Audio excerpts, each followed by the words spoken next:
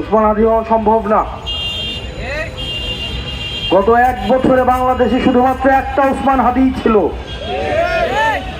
গত 54 বছরে বাংলাদেশ একটা উসমান হাদিকে উপহার দিতে পারছে।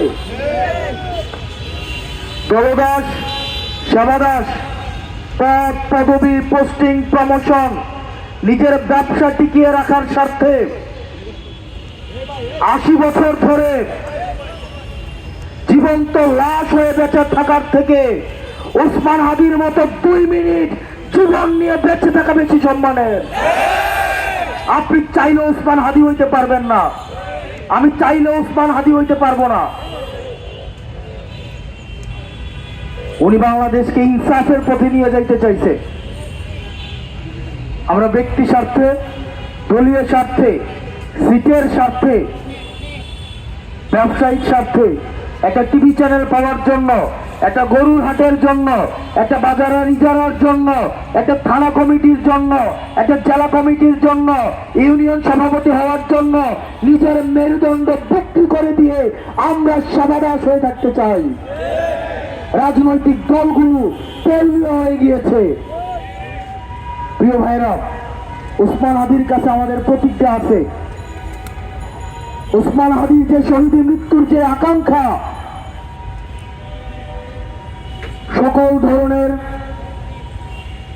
দুনিয়াবী লোভ, প্রত্যাশা, পদের লোভ, এগুলোর ঊর্ধ্বে উঠে উনি বাংলাদেশের প্রশ্নটা সবচেয়ে বড় আকারে উনি রেখেছেন।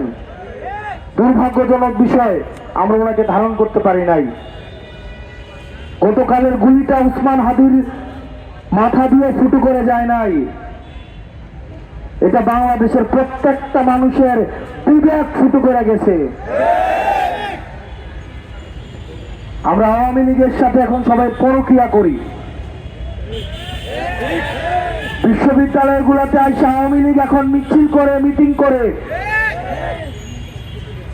গত 17 বছর আওয়ামী লীগ সেবা নিছে আওয়ামী লীগ নামে, এখন সে হয়েছে আওয়ামী লীগের শিক্ষক, টকশুর বুদ্ধিজীবী, সাংস্কৃতিক কর্মী, নাট্যকর্মী।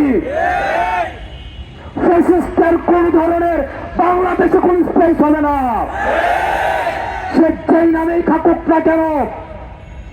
এখন যে গুলশানের জাতীয় পার্টি নামে এই কুলাঙ্গাররা আবার ঐক্যবদ্ধ হচ্ছে, উসমান হাদি ভাইয়ের রক্তের শপথ, ওদেরকে বাংলাদেশে 1 ইঞ্চিও জায়গা দেওয়া হবে না।